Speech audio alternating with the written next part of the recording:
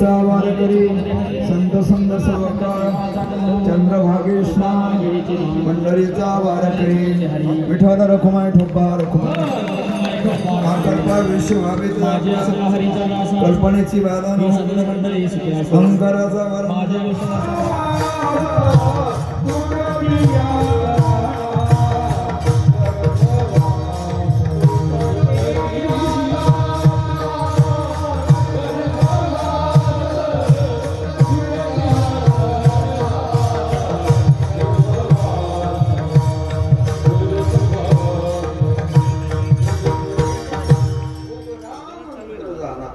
शब्दाचा अर्थ खुला. या उघड्याला आणखी सोपं करायचं झालं तर उघड्या शब्दाचा अर्थ स्वच्छ. उघड्या शब्दाचा अर्थ स्वच्छ. स्वच्छ पाणी कुणीही बांधणार आहे का? लहानानं प्या, मोठ्यानं प्या, गरिबानं प्या, श्रीमंतानं प्या, पुरुषाने प्या, स्त्रीनं प्या, अधिकाऱ्यानं प्या, अनधिकाऱ्यानं प्या. स्वच्छ पाणी पिलं आणि ते बांधलं असं ऐकलं का कधी?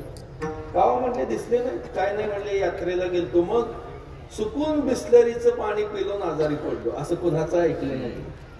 स्वच्छ पाणी हे सगळ्या करता जसं सेव आहे तसा हा मंत्र सोपा म्हणजे सगळ्या करता सेव आहे. कोणीही केव्हा कुठं आणि कसाही म्हणा. किती सोपा आहे? कोणीही म्हणा, केव्हाही म्हणा, कुठंही म्हणा आणि कसाही म्हणा. कोणीही म्हणा. या रे लहान तो या ते भलते नारी नर करावा विचार नलगे चिंता कोणाची. कुणी म्हणा, केव्हाही म्हणा. केव्हाही म्हणजे झोपताना, झोपेतून उठल्यावर म्हणा, स्वप्नात म्हणा, उठल्यावर. तोंड सुद्धा धुण्याची गरज नाही. एवढं सोपं आहे जगात काही. मनोनी गोड सर्व भावे अंघोळी नलगे तोंड धुवावे. घरात चहा तरी मिळतो का तोंड धुतल्याची? आधी तोंड धुवायचं मग घ्यायचं. इतकं सोपं. कुणी केव्हा कुठं म्हणा. कुठं म्हणा? मंदिरातच म्हणा असं ना.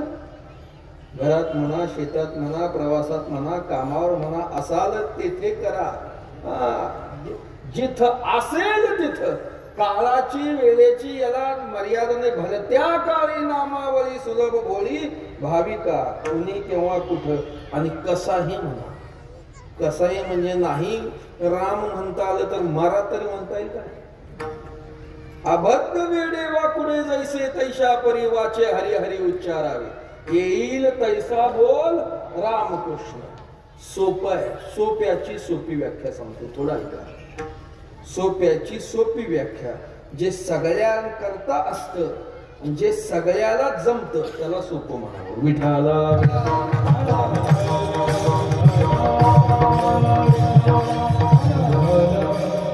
सगळ्या करता आहे, सगळ्याला जमतं त्याला सोपं म्हणावं.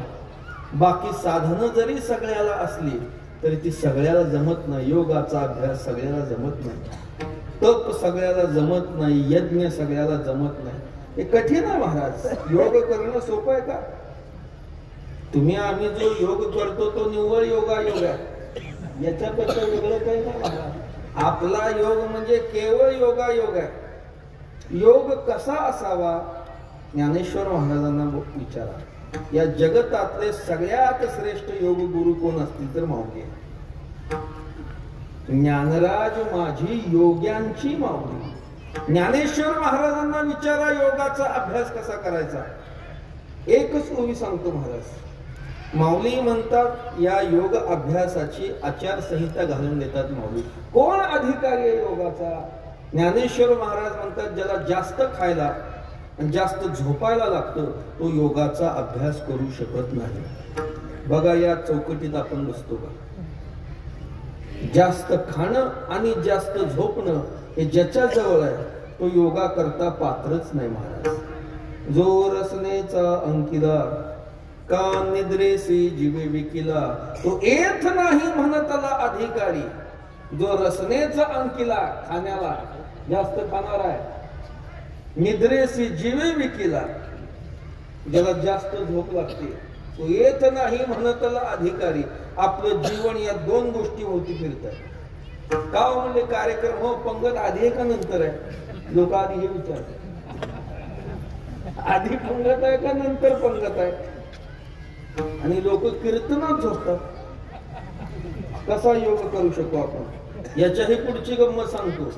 लोक जास्त खाल्लेलं कमी करायला योग करतात आणि झोप येत नाही म्हणून योग करतात. म्हणून म्हटलं आपण योग करतो, तो योगा योग आहे. विठाला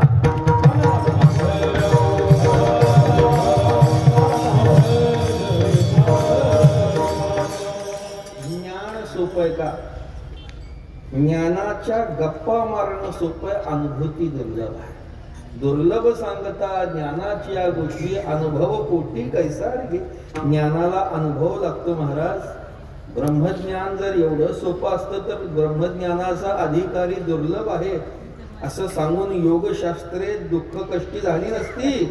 ब्रह्मज्ञान जरी कळे उठा उठी तरी का हिमपुटी वेदशास्त्रे.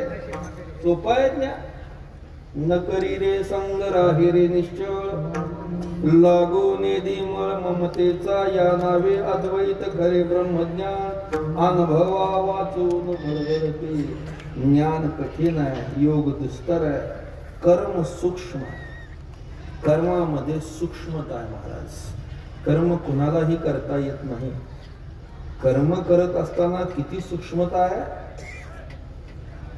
नाथ महाराज सांगतात संध्या करतात. संध्येचं विधेय पळीनं पाणी हातावर घ्यायचं आणि त्याचं आचमन करायचं, परमात्म्याचं नामस्मरण करून. ते पाणी किती घ्यायचं याला शास्त्र आहे. ते पाणी जास्त झालं तरी दोष आहे आणि पाणी कमी झालं तरी दोष आहे. कर्मी आचमन करावे तेथ माश मात्र जल घ्यावे, ते न्यून अधिकत्व पावे दोष सुरापान. ते पाणी अधिक झालं तरी दारू पिण्याचं पातक लागतं आणि पाणी कमी झालं तरी दारू पिण्याचं पातक न पिता. एवढं कर्म सूक्ष्म आहे. यज्ञ करणं म्हणजे सोपं वाटतं काय तुम्हाला? अहो यज्ञामध्ये हत्तीच्या सोंडेसारखी तुपाची धार लागते. आता आपण चमच्यानं तूप खाणारी माणसं, चमचे जास्त झाले हो. काय जास्त झाले तुमच्या डोक्यात ते नाही सांगत मी. दुर्दैवानं काहीतरी मनात आणू नका. स्वयंपाकघरात चमचे जास्त झाले. पूर्वी एवढे चमचे नव्हते महाराज. ऐका, पोह्याचा चमचा वेगळा, साखरेचा चमचा वेगळा, चहाचा चमचा वेगळा, तिखटाचा चमचा वेगळा, मिठाचा चमचा वेगळा, तुपाचा चमचा वेगळा. मला सांगा बरं, पोह्याच्या चमच्यानं तूप वाढलं तर काही पाप लागतं का? पण तुपाचा चमचा वेगळाच आहे म्हणून म्हटलं चमचे जास्त. पूर्वी आमच्याकडे पंक्तीत चमच्यानं तूप वाढत नव्हतं. भांडच वाकडं करायचं. घेणारा बास म्हणेपर्यंत तूप खावं. आजकाल चमचे जास्त झाले. हे सांगायचं यज्ञ जमत नाही, सूक्ष्म आहे. ज्ञान कठीण आहे, योग दुस्तर आहे. तप करणं तरी सोपं का? दूध आटवून जसा खवा करावा तसं शरीर आटवावं लागतं तपामध्ये. तपामध्ये शरीराची आटणी काय नका वाटत. तपामध्ये शरीराची आटणी सांगितली. तैसा स्वरूपाची या पसारा लागे प्राणेंद्र शरीरा. आटणी करणे जे विरा ते चित. अर्जुना, तप करताना शरीर आटवावं लागतं, आटवावं लागतं. आपलं तसं नाही. आपण कीर्तनात 2 तास बसू शकत नाही महाराज मांडी घालून. कसं तप घडायचं? पाणी लागतं आपल्याला, गुळ लागतो, साखर लागते. तप कसं घडल? शक्य नाही सध्या काळ. हे सगळे अवघड आहेत, सूक्ष्म आहेत, दुस्तर आहेत, जीवाला झेपणार नाही. पण आमचा मंत्र सोपा आहे, म्हणजे सगळ्या करताय आणि सर्वासाठी आहे आणि सगळ्याला जमणार आहे. सकळासी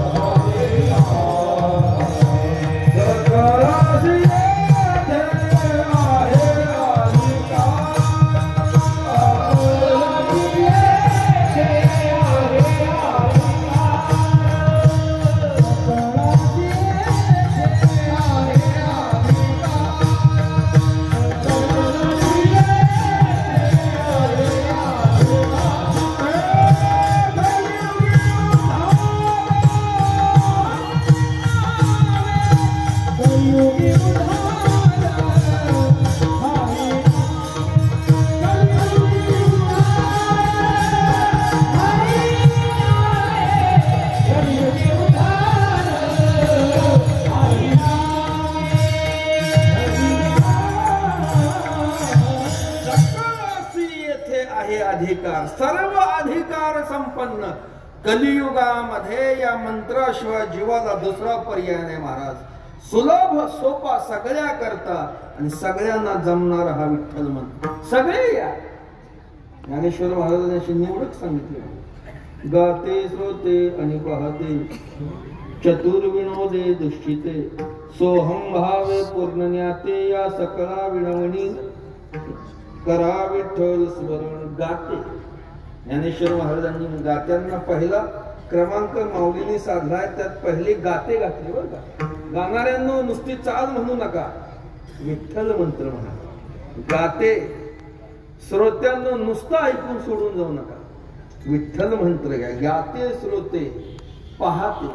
एक वर्ग पाहणारे दुर्नच पाहतो. आज कुणाचं कीर्तन आहे, कुठले महाराज आहेत, कोणता अभंग घेतलाय. ह्या माऊली म्हणतात पहा, पण विठ्ठल मंत्र म्हणा. गाते श्रोते पाहते चतुर महाराज. आता कलियुग चतुराच कुणी बोललं नाही.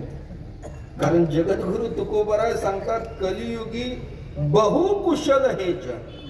साधे नाही, बहुविशेषण दिलंय. लोकांना बरोबर कळतं बाबा अभंगावर आहे का अभंगाच्या कडे नाही. दुर्दैवानं बाबा लोकांना कळलं अजून. विठाला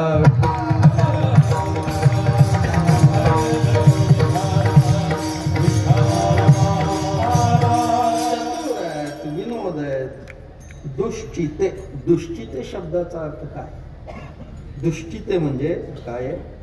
एकादशीचा दिवस वारकरी मनुष्य सकाळी लवकरच शेतातून फोन आला गाड्याचा की शेतामध्ये काहीतरी मोटर चालू होईना, घोटाळा झालाय, तुम्ही या.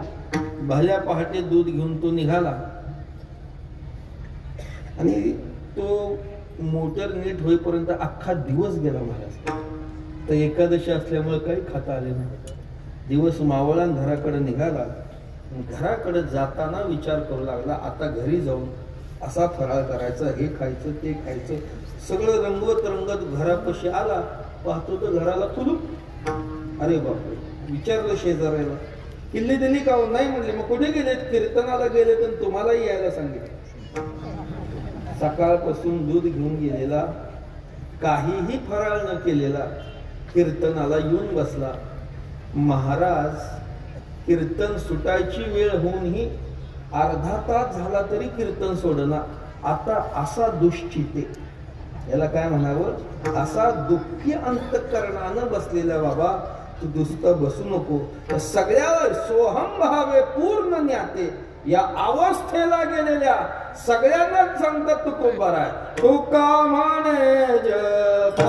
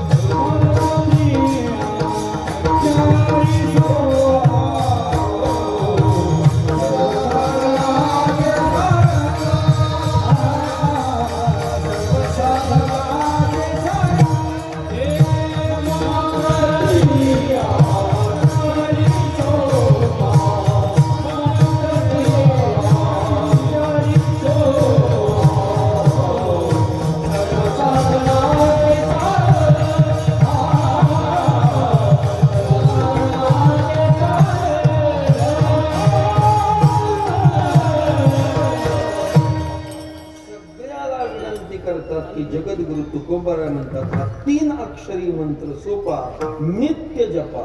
विठ्ठल विठ्ठल मंत्र सोपा. या 3 अक्षराचा मंत्र सोपा, याचा उच्चार करा.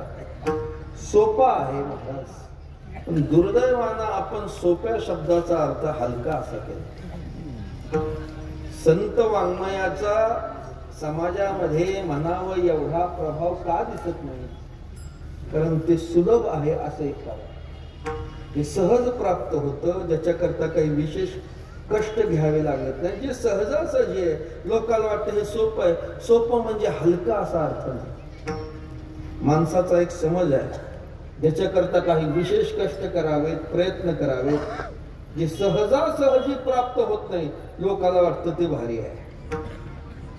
याचा त्याचा काही संबंध नाही. विठ्ठल मंत्र सोपा म्हणजे हलका नाही.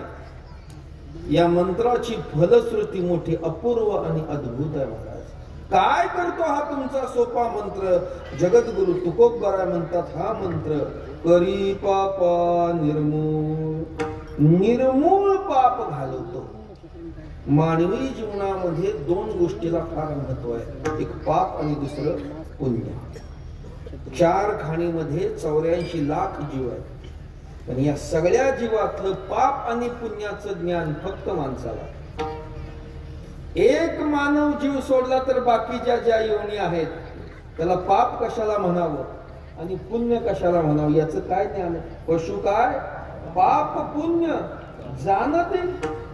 उत्तम मध्यम भोग भोगती. पशु पक्षाला ना पुण्याचं ज्ञान आहे ना पापाचं ज्ञान आहे, पण माणसाला पाप आणि पुण्य कळतं. म्हणून जीवनामधून पाप निवृत्त व्हावं आणि पुण्याची प्राप्ती करावी. पाप जावं पुण्य मिळावं. माणसाला आपलं चांगलं व्हावं असं वाटत असेल तर पुण्य मिळवलं पाहिजे, आणि आपल्या जीवनातला दुःख जावं असं वाटत असेल तर पाप गेलं पाहिजे. काय पापाचं फळ दुःख आहे, पुण्याचं फळ सुख आहे. जोपर्यंत जीवनातलं पाप जात नाही तोपर्यंत सुख मिळत नाही. सुख मिळवण्याकरता आधी पापातून निवृत्त व्हावं लागतं. बरीच माणसं आमच्याकडे म्हणतात महाराज आम्ही सगळं करतो, म्हणजे परमार्थ आहे, सगळं चांगलं आहे, पण जीवनातलं दुःख काही कमी होईना. समजावं आपलं पाप आणखी शिल्लक.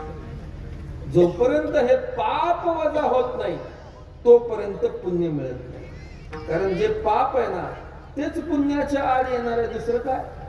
महाभारतामध्ये धर्म आणि दुर्योधन दोघांनाही पापा पुण्याचं ज्ञान होतं. धर्मराजाचं उत्तर असं आहे, पाप म्हणजे काय मला माहित नाही आणि पुण्यातून मला निवृत्त होता येत नाही.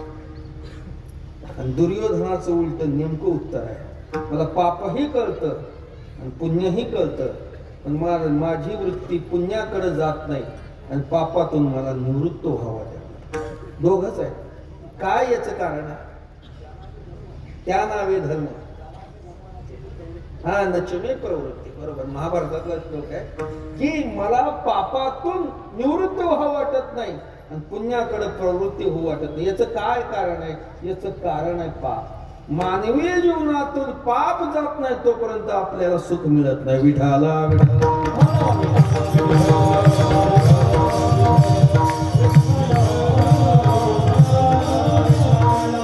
प्राप्तीच्या आड येणारं पाप आहे, दुसरं काय नाही. ऐका, माणसं आम्हाला दरवर्षी सांगतात महाराज मी या वर्षी रिटायर होणार आहे आणि मी पालखी सोहळ्याला येणार आहे. बरं का, 2 महिने आधीच फोन की मी येणार आहे. म्हणजे काय हरकत नाही, चांगलं झालं. म्हणजे रिटायर झाली की सोहळा आला आणि तुम्ही आता तुमचं राहिलेलं आयुष्य परमार्थाकरता घालवतो, याच्यापेक्षा चांगली गोष्ट कोणती आहे? मग कधी जायचं, काय जायचं सगळं विचारून झालं. आता उद्या जायचं. सगळी तयारी करून ठेवली, वळकटी बांधली, औषध गोळ्या कपडे सगळी घेतली सोहळ्याला जाण्याकरता. 20-25 दिवसाची महिन्याची तयारी झाली आणि सकाळी उठून पाहते आता देहूला जायचं म्हणून झोपला. नेमकं मध्यरात्री फोन आला की सासूबाई वारल्या. मरू नये कोणाच्या, पण वारल्या. कशाचा सोहळा महाराज काय, ते सगळंच तिथे ठेवलं. गेला सासूबाईकडे. त्यातच 10 दिवस गेले. सोहळा आला इंदापूरपर्यंत. नाही म्हणले पहिल्यापासून जाता आलं तर इंदापूर ते पंढरपूर एवढं तरी चालावं. मग जावं उद्या तर पोरगा गाडीवरून पडला, पाय मोडला. आता नाही इंदापूर तर वाखरी ते पंढरपूर. आता हे सांगतच बसू का मी?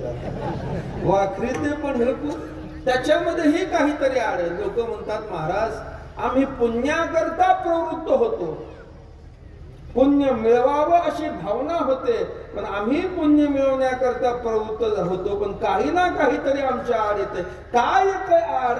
तुकोबाराय म्हणतात बापा आड येणार दुसरं तिसरं काय नाही, तुझं पूर्वजन्मातलं तुझं पाप आहे. तुका म्हणे नाड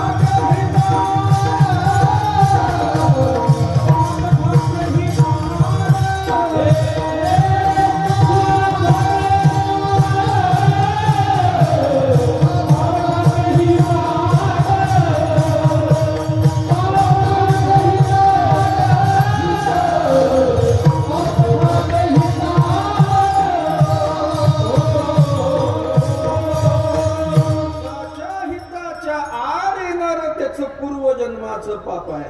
ते पाप जोपर्यंत निवृत्त होत नाही त्या पापातून, तोपर्यंत आपलं हित होत नाही, चांगलं होत नाही, ना सुख मिळत नाही. म्हणून पाप का घालवावं?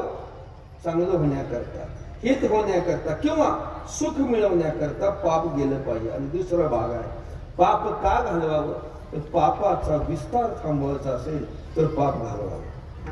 ऐका, पापाचा विस्तार म्हणजे जोपर्यंत आपण पापातून निवृत्त होत नाही, ते पाप जर तसंच साठत गेलं तर जास्त पटीनं भोगावं लागतं. व्यवहारातल्या भाषेत सांगू का, पाप म्हणजे घेतलेलं कर्ज आहे आणि पुण्य म्हणजे ठेवलेली ठेव आहे. कर्जातून मुक्त व्हावं का ठेव मोडावी? कसं असतं तुमच्याकडे? कसं असतं? कर्जातून मुक्त व्हावं का ठेव मोडावी? का करावं? कर्जातून मुक्त व्हावं. तुम्ही जोपर्यंत कर्जातून मुक्त होत नाही तोपर्यंत कर्जाची रक्कम जास्त वाढत जाते. पाप म्हणजे मागच्या जन्मातलं घेतलेलं कर्ज आहे आणि या कर्जाला कर्ज माफी नसते. काही केलं तरी हे कर्ज माफ होत नाही, ते आपल्यालाच फेडावं लागतं. यावेळेस भीष्माचार्य शरपंजेरी पडले, विचार करू लागले आणि असं कोणतं पाप केलं होतं की ज्याचा भोग मला 6 महिने बाणाच्या टोकावर झोपायला लागला. मागच्या जन्मामध्ये कधी बाल अवस्थेत भीष्माचार्याने एक मेलेला सरडा म्हणतात ना तुमच्याकडे, हा, तो रंग बदलतो तो कोण? शेजारी बघू नका, सरडा सतत रंग बदलत असतो. कोण? सरडा. हो, शेजारी बघू नका तुम्ही, म्हणजे तुमच्या नाही म्हणत मी, सरडा सारखे रंग. तो मेलता. भीष्माचार्याने बाल अवस्थेत बाणाच्या टोकाने त्याला उचललं आणि काटेरी कुंपणावर टाकलं. हे घडलं त्यांच्या हातून पाप. याचा झाला विस्तार. परिणामतः त्यांना बाणाच्या टोकावर 6 महिने झोपावला. पुराणामध्ये मांडव्य ऋषी त्यांना शुळावर जावं लागलं अशी कथा आहे. ते वनामध्ये साधना करत बसलेले, परमात्म्याशी अनुसंधान साधलेले, समाधी अवस्था, झाडाखाली ध्यान लावून बसले. त्याच काळात राजाच्या महालावर दरोडा पडला. दरोडेखोर तो ऐवज घेऊन जाताना काहीतरी गोंधळ झाला, लक्षात आलं की चोरी झाली आहे. दरोडेखोरांना पकडण्याकरता शिपाई धावले. दरोडेखोर पुढे पळतात, शिपाई मागे पळतात. पाठलाग सुरू झाला. नेमकं दरोडेखोर त्या अरण्यात शिरले. कुठं? इथं मांडव्य ऋषी झाडाखाली बसले होते. दरोडेखोरांच्या लक्षात आलं की आपण शिपायाच्या हातून आता वाचत नाही, मग काय करावं? हा ऐवज टाकावा आणि चारी बाजूला सगळे निघून जाऊ. पण तो ऐवज त्यांनी अंधारात फेकला, निघून गेले. दुर्दैवानं तो सगळा ऐवज मांडव्य ऋषीच्या पुढे येऊन पडला. गेले निघून. मागून सैनिक आले, म्हणजे अरे थांबा थांबा थांबा थांबा. चोर इथं बसला म्हणजे ध्यान लावून सगळा माल घेऊन उचला या. आता ते समाधीतलं शरीर महाराज उचललं, राजाच्या वाड्यात आणलं. राजे साहेब चोर पकडलाय. राजाने ते पाहिलं नाही, न पाहता सांगितलं द्या शिळावर. ते समाधीतलं शरीर झाडाखाली काय शिळाव, शिळावर शरीर ठेवलं, पण ते शूळ काय शरीरात घुसना, तो मांडीला टोचला म्हणून शूळ मांडला. मग राजाच्या लक्षात आलं की खऱ्याच महात्म्याला आपल्या सैनिकांनी उचलून आणलंय. ते शरीर खाली उतरवलं. काही काळानं मांडव्य ऋषीची साधना संपली, जागे झाले तर पाहतो राजाच्या वाड्यात. कस काय आलं राजा इथे? घडलेला सगळा प्रसंग सांगितला. वाईट वाटलं मांडव्य ऋषींना. मी परमात्म्याशी अनुसंधान साधलेलं असताना मला शुळावर जाण्याची वेळ आली. मी कोणतं पाप केलं होतं? तपाचं सामर्थ्य महाराज थेट चित्रगुप्ताकडे गेले की जिथं नोंद आहे आपल्या पाप पुण्याची. विचारलं, सांग बाबा मी काय केलं होतं? सगळा पूर्वजन्म पाहिलं, सगळी पानं कोरी कोरी, पुण्य पुण्य. पुन्हा एका जन्मामध्ये पाप घडले होते. त्या पानावर एक काळा डाग होता बारका. काय केलं मांडव्य ऋषींनी? कोण्या एका जन्मामध्ये एक ऊ मारली होती. ऐका, तो एक शूळ मांडव्य जेने एक ऊ दिली. ज्ञानेश्वर महाराजांचा गोड अभंग आहे, त्याच्यामध्ये माऊलीने याचा दाखला दिलाय. देवा तुझं पापपुण्याचा न्याय असा आहे की तो एक शूळ मांडव्य ज्याने एक ऊ दिली, त्याचा परिणाम त्याला तुझ्याशी संधान साधलेला असताना शुळावर जाण्याची वेळ आली. म्हणून माणसानं लवकरात लवकर पापातून मुक्त व्हावं. जेवढं पाप लांबेल त्याचा विस्तार झाला म्हणून समजा. पूर्वजन्मी पाप केले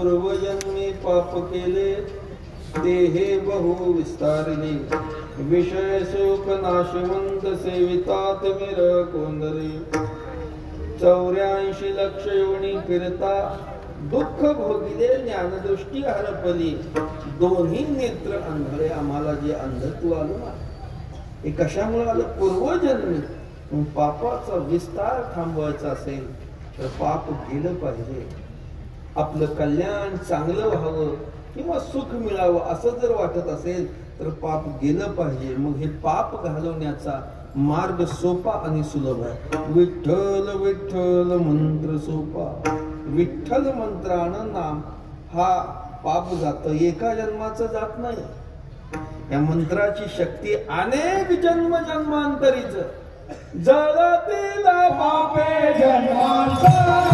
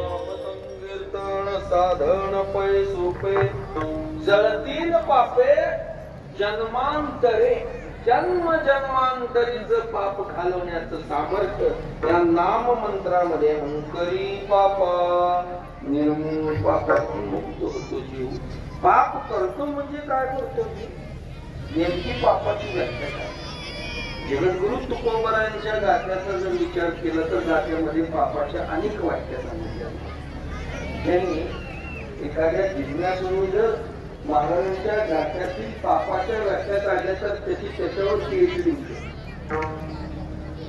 एवढ्या पापाच्या व्याख्या पाप म्हणजे काय पुष्कळ आहे तुकोबराय म्हणतात मानवी जीवन जगत असताना शास्त्राने एक आचार संहिता घालून दिलेली आहे नीत घालून दिलेली आहे कसं जगावं काय खावं काय प्यावं कुठं राहावं कसं राहू नये काय करावं काय करू नये हे नीती घालून दिलेली या नीतीच्या बाहेर वर्तन म्हणजे पाप नीतीबाह्य वर्तन पाप त्याचे नाव न विचारी भरतेची उन्मत्त करी सदा नीतीबाह्य वर्तन म्हणजे पाप संतांची निंदा करणं म्हणजे पाप अखंड संत निंदाची बुद्धी काय म्हणावे तयासी तो केवळ पाप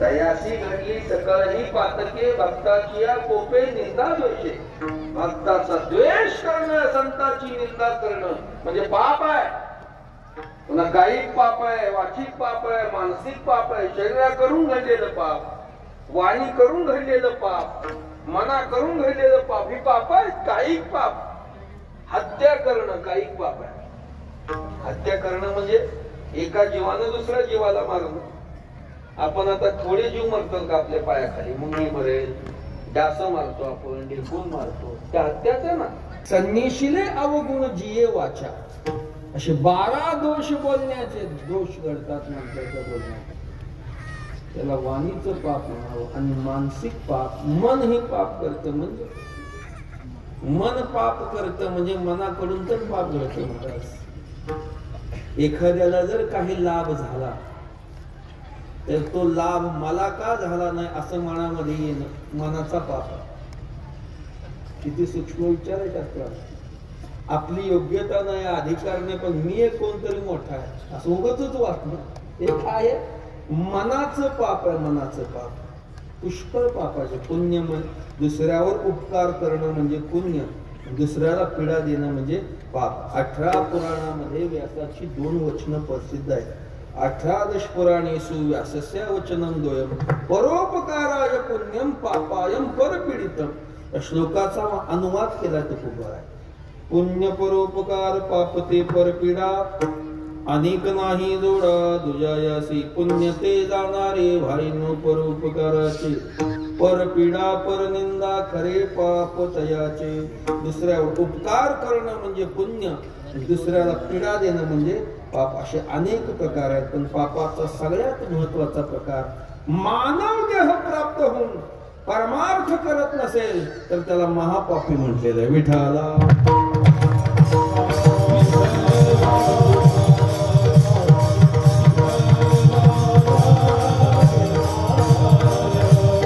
दुर्लभ असा मानव देह प्राप्त होऊन जर परमार्थ करत नसेल तर भगवंताने त्याला महापापी म्हटलेलं. महापापी. अर्जुन म्हणतो देवा असं कसं, तुमची भक्ती केली म्हणजे पुण्य आणि तुमची भक्ती केली नाही म्हणजे पाप. तुमच्यावर आहे काय सगळं. अशी अर्जुनाची संख्या आहे. देव म्हणते अर्जुना मला सांग, ज्या वेळेस आकाश मंडळामध्ये सूर्य नसतो त्यावेळेस काय असते, रात्र. हे बरोबर आहे का? हे बरोबर आहे ना. आकाशात सूर्य नाही म्हणजे काय आहे, आता रात्र का दिवस आहे, रात्र आहे. रात्री आकाशात सूर्य नसतो, सूर्य असतो तेव्हा दिवस असतो. हे जसं खरं आहे तसं अर्जुन सांग बर. सूर्य जो वेळी नुदय विजे तया वेळी का रात्री म्हणजे तेवी माझे भक्ती विनजे की जे ते महापाप नव्हे. फार दृष्टांत दिलेले आहेत महाराज याच्याकडे. भगवंताने फार गोड चिंतन केलं. महापाप म्हटलंय देह प्राप्त होऊन देवाला जर विसरत असेल. जगद्गुरु तुकोबाराय म्हणतात नारायणाची लोपे घडली अवघीच पापे. देवांतरे ते पाप कोठे उगवा संकल्प. पुष्कळ बोलता येईल. रोज तुम्ही हरिपाठ करता. हरिपाठात माऊली काय सांगतात, कोण पापी आहे, ज्याच्या मुखात नाम येत नाही तो. नामासेविन मुखात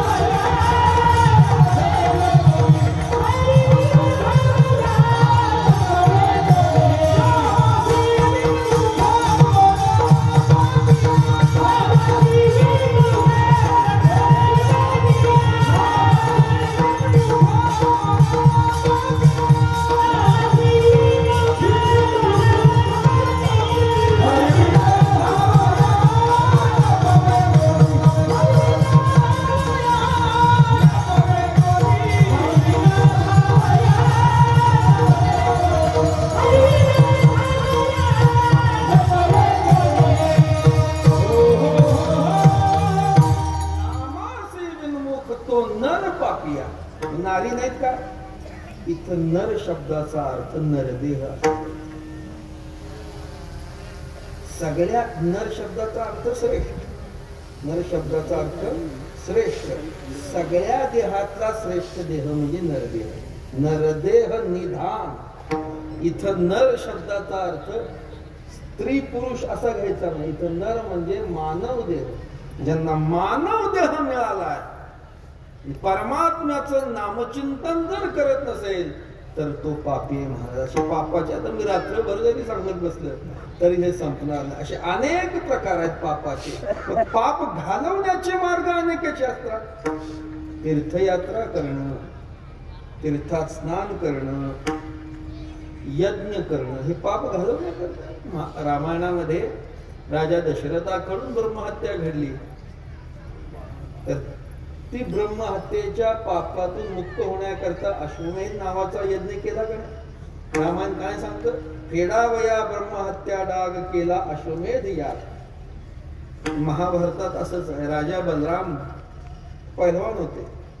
पैलवान म्हणजे की पहाटे उठून व्यायामाला जायचं. थंडीचे दिवस व्यायामाला निघाले, धुकं पडलेलं तर काही पुढचं दिसत नव्हतं. इकडून बलराम दादा निघाले, तिकडून हे पैलवान निघाले, तिकडून एक पैलवान आले. पण हे पैलवान होते ती काळी पैलवान होती. ब्राह्मण काका शाल पांघरून सकाळी भल्या पहाटे निघाले. ते आले बलराम दादाला धोक्यामुळे न दिसल्यामुळे धडकले, पडले आणि मेले. झाली ब्रह्महत्या. कृष्णाकडे कृष्णा अरे सकाळी असं घडलं. कृष्ण म्हणले दादा ब्रह्महत्या आहे.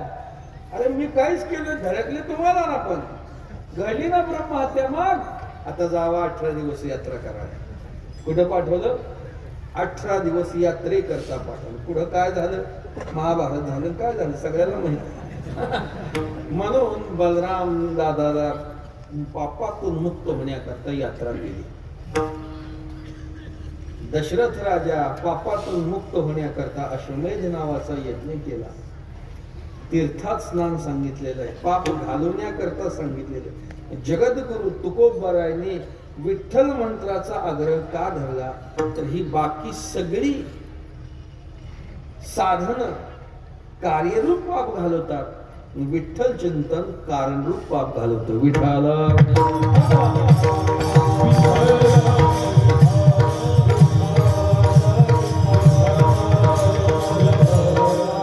सगळी साधना कार्यरूप पाप घालवतात. पापाचं समूळ म्हटले निर्मूळ पाप. वासुदेव स्मरणे पाप हरणाचे मूळ. काहीच पाप शिल्लक राहत नाही विठ्ठल मंत्रानं. महाराज कितीही पापी असू द्या, तीर्थात लोक स्नान करतात आणि बाहेर येऊन पाप करतात. गंगा स्नानाला गेली, कुठं? गंगेच्या स्नानाला. गंगा स्नान झालं ऋषिकेशला, आले बाहेर. चला म्हटलं आता काहीतरी नाश्ता करू. त्यातला एक जण म्हणला ओ आज एकादशी आहे. आता ती बाकीच्या दुसऱ्याला नव्हती एकादशी. ते म्हणले आता एकादशी राहिली महाराष्ट्रात, आपण आलो उत्तराखंडात. तर आता गंगेचं स्नान झालंय, मग आता कुठली एकादशी आज करा. आता खाल्लं हे नाही वडापाव.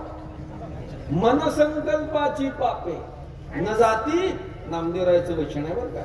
तीर्थ मना संकल्पाची कार्यरूप पाप घालवतात, पण कारणरूप पाप घालवत नाही. विठ्ठल चिंतन हे समूळ पाप घालवत, काहीच ठेवत नाही. एकानं प्रश्न केला महाराज विठ्ठल नाम मंत्रानं किती पाप जातं? त्याचं एका वाक्यात उत्तर आहे जीव तेवढं पापच करू शकत नाही जेवढं मंत्रानं जातं. विठ्ठला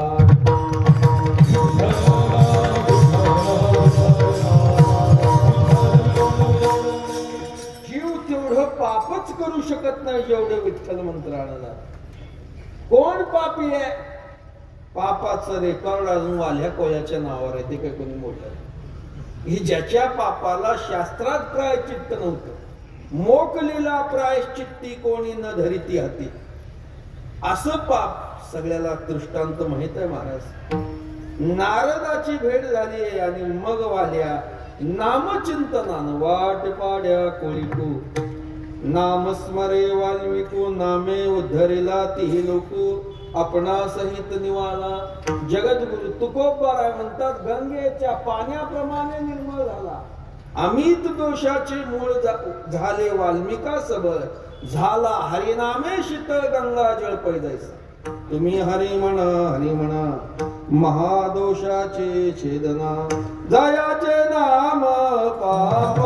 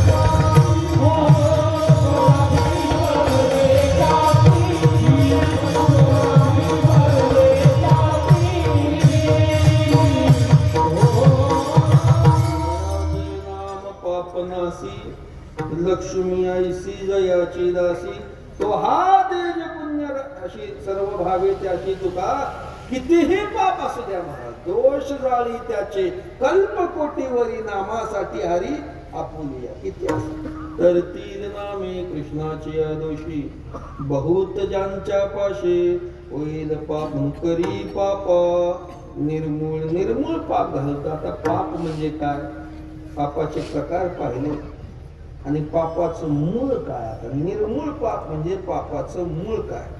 जीव पापच का करतो महाराज ज्याला पुण्यही कळतं ज्याला पापही कळतं पण तो नेमका पापच का करतो. काय कारण आहे पाप करण्यास इच्छा नसताना माणसं पाप करतात का. भगवंताला अर्जुनानं प्रश्न केला अथकेनं प्रयुक्तोयम पापम चरति पुरुषा. देवाने याचं उत्तर गोड दिलं अर्जुना या पापाचरणाला कारण कामयेश क्रोधयेश रजोगुण समुद्भव महाशनो महापापमा विद्धेनम वैगिणम. अर्जुना या पापाचरणाला कारण काम आणि क्रोध हे दोन विकार आहेत. ते जीवाला पापा करता प्रवृत्त करतात. इच्छा नसताना काम आणि क्रोध दोन विकार हे साधे नाहीत महाराज. याला यम म्हटलेलं यम. ज्ञानेश्वर महाराजांनी काम क्रोधाला यम म्हटलेला आहे पण त्या यमापेक्षा हा यम बेकार आहे. तो यम पाप्याला तरी शासन करतो पण काम क्रोध रूपी जे यम आहेत ते नेमकं चांगल्याच्या मागे लागतात. पाप्याला तर सोडा चांगल्याच्या तरी हे काम क्रोध पाहिजया ते कृपेची साठवण नाही. हे कृतांताचे ठाई मानी जेती. कृतांत म्हणजे यम. काम क्रोधाला दया आणि माया नाही तरी हे कामक्रोध पाहिजया ते कृपेची साठवण नाही. ना यांना दया ना माया महाराज. एकदा यांनी जीवावर हल्ला चढवला काही शिल्लक राही. जळे विन बुडविती आगी विन जाळीती न बोलता कवळ्यातील प्राणी याते. पाण्या विना बुडवतात अग्नी विना जाळतात दोरी विना बांधतात खड्ड्या विना गाडतात. कोण काम आणि क्रोध असे हे विकार आहेत महाराज. परमात्म्याचं नामचिंतन केलं कसं आहे. वारा सुटला की ढग गेले. वारा सुटला की ढग गेले. दिवस उगवला की अंधार गेला. परमात्म्याचं नामचिंतन घेतलं की विकार गेले महाराज. पळाले दोषा झाले घे घे मारी पळती भरले दिशाचारी न येते माघारी नाही उरी परताया. कारण विठ्ठल मंत्राचा जो सतत उच्चार करतो चिंतन करतो त्या नामधारकाच्या अंतःकरणात परमात्मा येतो आणि देव आला की विकार राहिले का. कामक्रोधे केले घर रीते राहिले पापे पळाली बापुडी. काळ झाला देशोधडी विठ्ठल विठ्ठल मंत्र सोपा करी पापा निर्मूळ भाग्यवंता चंदमणी ओढकाणी ऐकते विठोबा.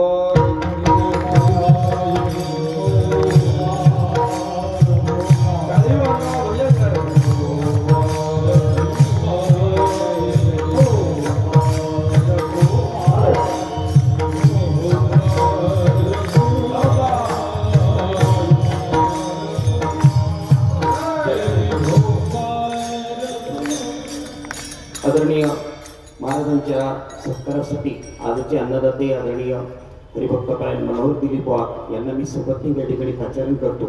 त्यांनी महाराजांचा सन्मान करायचा या ठिकाणी येऊन.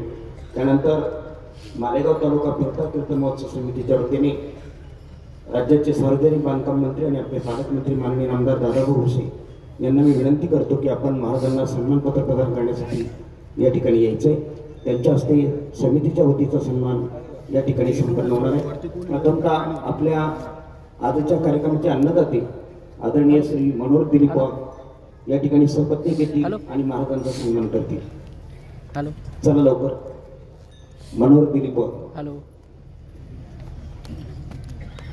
माननीय आमदार भुसे साहेब यांना विनंती करतो की आपण समितीच्या वतीने महाराजांना सन्मानपत्र प्रदान करायचं आहे. स्मृतिचिन्ह शाह श्रीफळ देऊन समितीच्या वतीने त्यांना सन्मान करायचा आहे. सरको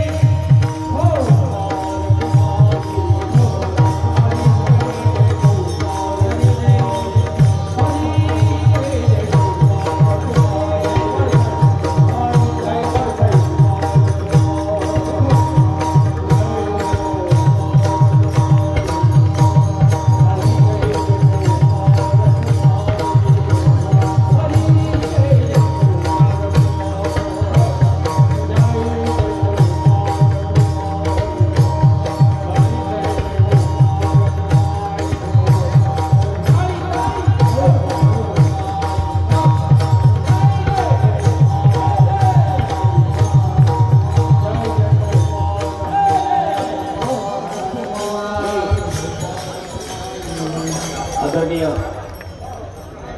कृपया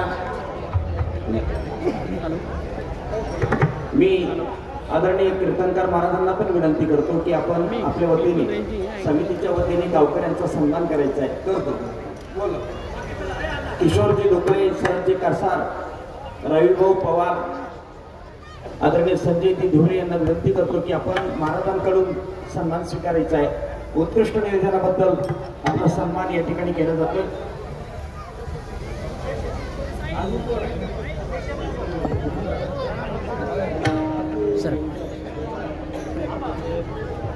श्री शाबा प्रीती पवार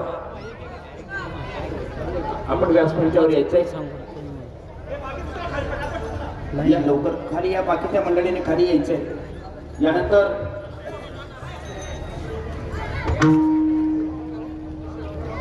जया जया चला पटकन खाली उतरा, कीर्तनाला वेळ होतो. चिंतन आहे बरं का, अजून मोठं चिंतन आहे. चला चला खाली उतरा.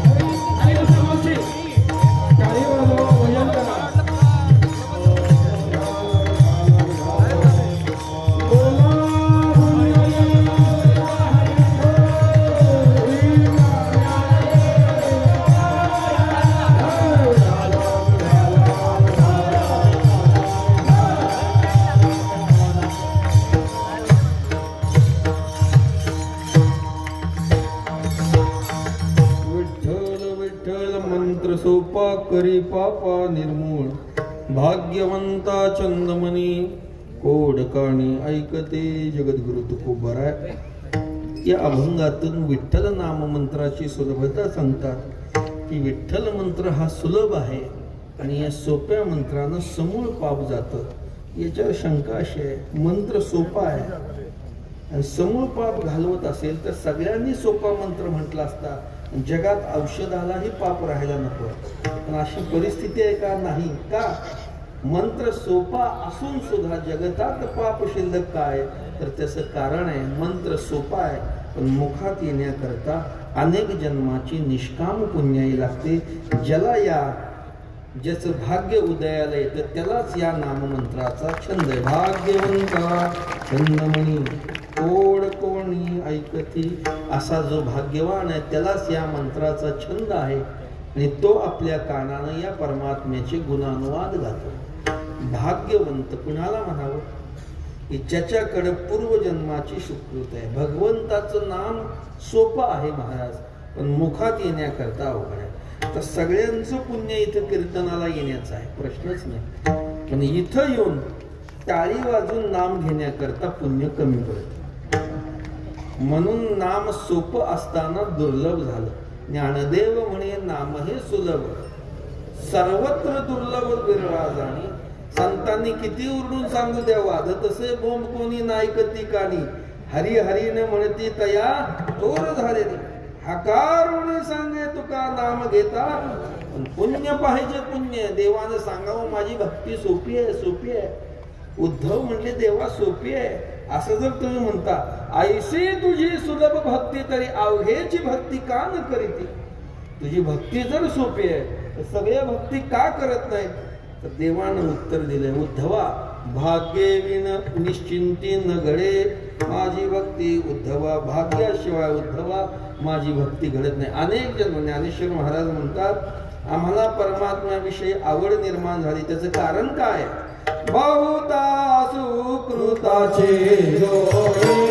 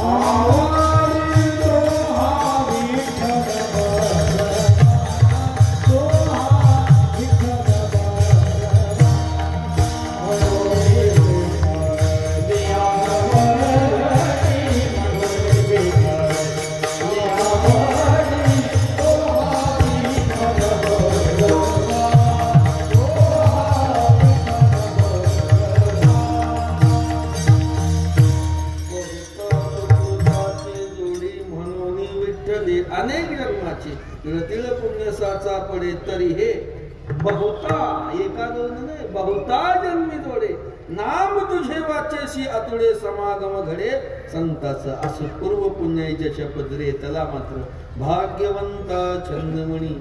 या भगवत नामाचा या मंत्राचा छंद आहे. माझी मज झाली अनावर वाचा छंद या नामाचा घेतला. असे छंद त्याला म्हणावं की जो एकदा जडला की तुटत नाही. त्याच्यामध्ये वियोग. नाद वेगळा आणि छंद वेगळा. नाद सदोदित बदलत असतो. छंद एकदा जडला की कधी बदल नाही, त्याला छंद होणार. म्हणून माणसानं नादानं संसार करावा, छंदानं परमार्थ करावा. नेमकं उलटंय महाराज. आपल्याला संसाराचा छंद आहे आणि परमार्थाचा नाद आहे. असं होतं ना. छंद आहे छंद. नेगे नेगे नेगे माझी वाचा विसावा. तुका म्हणे हवा हवा साधन. भाग्यवंता छंदमणी कोड काणी ऐकते. ज्या परमात्म्याच्या नाममंत्र सोपा आहे ते दैवत कसं आहे. विठ्ठल हे दैवत भोळे चाड काळे न धरावी. भोळ दैवत. भोळा शब्दाचा अर्थ निष्कपट आहे. भोळा शब्दाचा अर्थ बावळट असा नाही. भोळ म्हणजे निष्कपट. तुका म्हणे भोळी विठ्ठल कृपेची कोवळी. किंवा तुका म्हणे भोळा स्वामी माझा हा कोवळा. भोळा तो मला चाड काळे न धरावी. योग्यच वेळेस त्याची भेट घ्यावी असं काही नाही. याचं नामचिंतन करा, तो आजार आहे. सकीर्तमानस्य शीघ्रमेवा आविर्भवती अनुभवयतीचे भक्ता. महर्षी नारद भक्तिसूत्रात म्हणतात, परमात्म्याचं नामचिंतन असं एकच साधन आहे की जे परमात्म्याला भक्तापुढं आविर्भूत करतं. बाकी साधनात ही शक्ती नाही. आविर्भूती साक्षात प्रकट होतो. कोठे नका पाहू करा हरिकथा तेथे अवचेता. सापडेल मग या मंत्राचा अधिकारी. तो खूप बरं म्हणेल, म्हटले कुणी घ्या, ज्याच्या मुखामध्ये नाम आहे तो धन्य आहे. इथं यातीला तुका म्हणे भलते याती, विठ्ठल चित्ती तो धन्य. तुका म्हणे याती होका तयाची भलते. इथे यातीला महत्व नाही. तुका म्हणे नाही जाती सवे काम, ज्याचे मुखी नाम तोची धन्य. तो धन्य आहे. धन्य त्या जाती, धन्य त्या जाती, नारायण चित्ती साठविल्या. तुका म्हणे भलते याती, विठ्ठल चित्ती तो धन्य. भाग्यवंता चंदमनी ओढकाणी ऐकती ज्ञानेश्वर.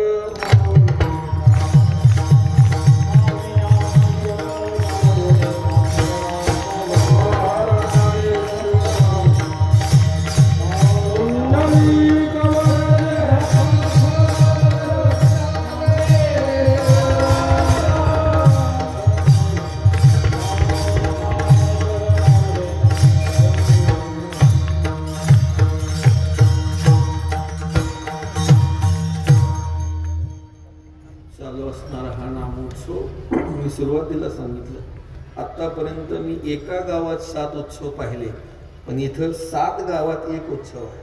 प्रत्येक गावामध्ये माझ्या वाट्याला रावळ गाव आलेलं आहे. या गावात येऊन कीर्तनाची सवय, या कार्यक्रमाचे योजन करणारे ज्यांच्या संकल्पनेतून हा कार्यक्रम पार पडतोय असे महाराष्ट्र राज्याचे मंत्री असणारे आदरणीय दादासाहेब भुसे. मला माहित नाही ते कधी येऊन मागं कीर्तनाला बसले. मोठी माणसं जी असतात ती नम्र असतात महाराज, शिष्टाचार पाळायला. मोठ्याचे मोठेपण याच्यामध्ये ओळखावं.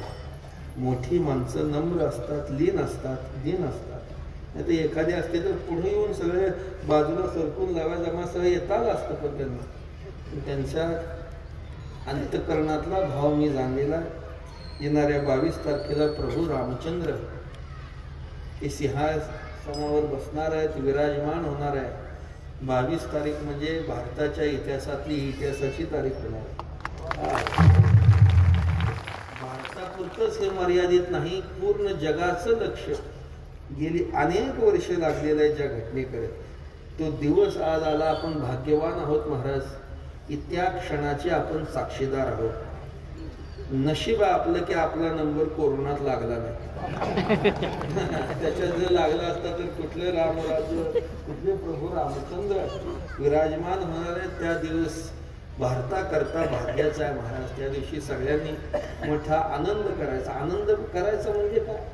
रामराज्यात रामाचं राज्य. रामराज्य म्हणजे काय? रामराज्य शब्दाचा अर्थ आहे की सगळे पारमार्थिक म्हणजे रामराज्य. ज्याच्या सगळ्याच्या अंतकरणात असणारा राम, त्याचं माणसाला नित्य स्मरण ठेवणं. मनातला रामाचं नित्य स्मरण ठेवलं, रावणासारखी प्रवृत्ती होण्याचं कारणच नाही माणूस. म्हणून स्मरण ठेवा की आपण त्याचे अंश आहोत, त्या परमात्म्याचे आपण अंश आहोत. त्यामुळे सगळा 22 तारीख सगळ्यांनी मोठ्या वैभवानं घरोघर गुढ्या उभा करून दिवे लावून परमात्म्याला महानैवेद्य करून साजरा करावा. त्याच्याच या येण्याच्या आधीच हे आनंदाचं वातावरण. जसं प्रभू कृष्णाचा अवतार गोकुळात मध्ये व्हायचा होता, आधी सगळी तयारी झाली होती. घरोघरी झाला लक्ष्मीचा वास. सगळे लोक पारमार्थिक, सगळीकडे आनंद होता. देव येणार आहे म्हणून राम प्रभू येण्याच्या आधीच मालेगाव तालुक्यानं हा कीर्तनाचा उत्सव त्याच्या स्वागताकरता केलेला आहे महाराज. सेवा प्रभू रामचंद्राच्या चरणी स्मरण करतो, त्यांच्या चरणी समर्पण करतो. शेवटी सगळ्यांनी मोठ्या प्रेमानं जगद्गुरु तुकोबारायचं भजन, हाताने टाळी वाजवून मुखानं नाम घ्या. तुकाराम.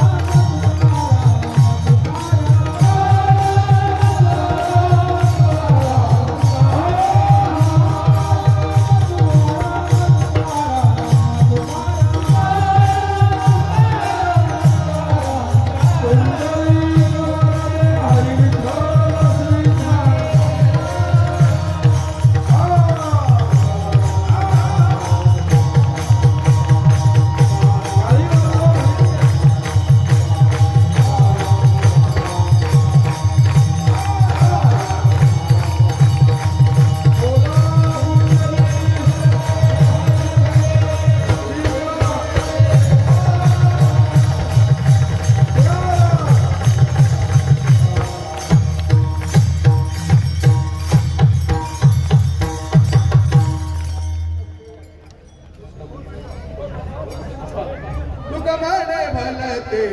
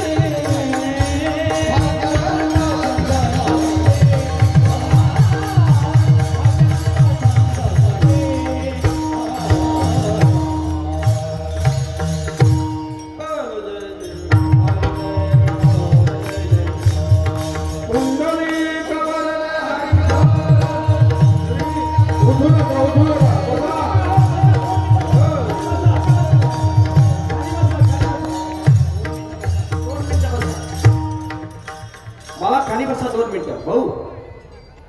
अत्यंत सुंदर अशा वातावरणामध्ये समस्त रावळगावकर मंडळीच्या वतीने आजच्या कार्यक्रमाचा आपला 7वा दिवस मालेगाव तालुका कीर्तन महोत्सव समिती आणि माननीय नामदार दादाभाऊ भुसे यांच्या संकल्पनेतून हा दिवस आजचा अत्यंत आनंदाच्या आणि उत्साहाच्या भरात संपन्न झालेला आहे. समस्त रावळगावकर कमिटी ज्याच्यामध्ये आदरणीय श्री किशोरजी धोकळे असतील, शरदभाऊ कासार असतील, रवी पवार, संजय देवरे, सुरेशजी पवार, सोमनाथजी गेन, मनोहर राजभोर, आबा बोरसे, अण्णा लाड, शरद सोनाने, केतन चव्हाण, यशवंत रौंदळ, कारखान्याचे चेअरमन आदरणीय गायकवाड साहेब, त्यानंतर कारखान्याचे मालक आदरणीय हर्षवर्धनजी यांचं सगळ्यांचं मनपूर्वक आभार. मंडप व्यवस्था ज्यांनी केली भाऊसाहेब भाऊ आणि स्पीकर व्यवस्था नाना गुरव यांचेही आभार. कालचा जो कार्यक्रम आपण या ठिकाणी संपन्न केला होता वडनेर येथे, तोही कार्यक्रम अतिशय उत्साहात पार पडला होता. अनंता महाराज, भगवान महाराज, माधव महाराज, दीपक महाराज, निवृत्ती महाराज, नारायण महाराज, विश्वनाथ महाराज यांची मनपूर्वक आभार. उद्याचा कार्यक्रम जो आहे, कृपया मावशी 1 मिनिट. हो मावशी, मावशी 1च मिनिट फक्त झाला. उद्याचा कार्यक्रम ऐका फक्त. उद्याचा कार्यक्रम वडेल तालुका मालेगाव येथे हा 7व्या क्रमांकाची सेवा आहे. हा कार्यक्रम आहे महाराष्ट्रातील प्रख्यात विचारवंत वारकरी रत्न हरिभक्त परायण उमेश महाराज दसरथे यांचा कार्यक्रम उद्या रात्री 8 ते 10 वाजता वडील चौपाटीवर होईल. सर्वांनी या श्रवणाचा लाभ घ्यायचा आहे. महत्वाची गोष्ट आता फक्त उद्याचाच दिवस राहिला आहे. परवा आपल्या कार्यक्रमाची सांगता अत्यंत भव्य आणि दिव्य अशा स्वरूपात होणार आहे. मी आपल्याला सर्वांना आवाहन करू इच्छितो की 7 तारखेला मालेगाव या ठिकाणी MSG कॉलेजच्या मैदानावर म्हणजेच कॉलेज ग्राउंडवर हरिभक्त परायण चंद्रशेखर महाराज देगलूरकर यांचा रात्री 8 वाजता कीर्तनाचा कार्यक्रम होणार आहे. संपूर्ण जिल्ह्याभरातून या कार्यक्रमाची ओढ आहे. उत्तर महाराष्ट्रामध्ये हे वक्ते पहिल्यांदाच येत आहेत आणि अत्यंत भव्य आणि दिव्य अशा स्वरूपामध्ये, नयनरम्य स्वरूपामध्ये आपण हा कार्यक्रम संपन्न करतोय. साहेबांच्या मार्गदर्शनाखाली अतिशय भव्य असं नियोजन, तुम्ही आजही गेलात कॉलेज टॉपवर तर ते नियोजन चालू झालेलं आहे. दुसरी गोष्ट, मी साहेबांच्या वतीने तालुक्यातील तमाम गायक, वादक आणि कीर्तनकार मंडळीला आव्हान करतो, माझा आवाज जिथपर्यंत पोहोचत असेल, तालुक्यातील गायक, वादक आणि कीर्तनकार यांचा संत पूजनाचा सोहळा साहेबांच्या वतीने दुपारी 3 वाजता मालेगावमध्ये संपन्न होणार आहे. तुम्हाला उद्या प्रत्येकाला प्रत्यक्ष निमंत्रणही मिळेल आणि जागाही कळेल. परंतु या कार्यक्रमाचा आपण सर्वांनी लाभ घ्यायचा आहे. आजचा कार्यक्रम करण्यासाठी या ठिकाणी या ज्या मंडळीने खूप सुंदर सहकार्य केलं, त्याच्यामध्ये इथली कीर्तनकार मंडळी जी आहे, हरिभक्त परायण वासुदेवजी महाराज असतील, विश्वनाथ नाना असतील, बापू महाराज पिंपळगाव, गेंदालाल महाराज, सुरेश महाराज जळगाव, बाबूलाल महाराज रावळगाव या मंडळीने आणि रावळगाव ग्रामपंचायत यांनी अतिशय उत्कृष्ट प्रकारे सहकार्य केले. त्याबद्दल एकदा जोरदार टाळ्या वाजवून त्यांचं स्वागत करायचं आहे. असंच सहकार्य उद्याच्याही कार्यक्रमामध्ये आपण करून सगळ्यांनी उद्याच्या कार्यक्रमामध्ये सहभागी व्हायचंय. सगळ्यांना आव्हान, उद्या रात्री 8 वाजता वडेल चौपाटीवर हरिभक्त परायण उमेश महाराज दसरथे यांच्या कीर्तनाचा लाभ घ्यायचा आहे. धन्यवाद. बोलिले